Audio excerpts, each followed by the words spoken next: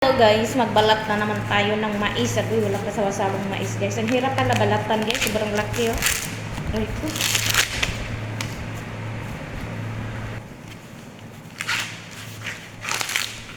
Wala mang ayos siya. Lakhang.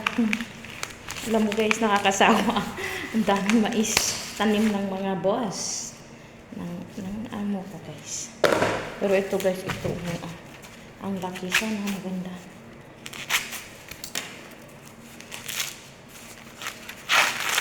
Ay, hindi rin. At kaya mga ganito siya guys. Hindi siya. Ang ganda yung ano.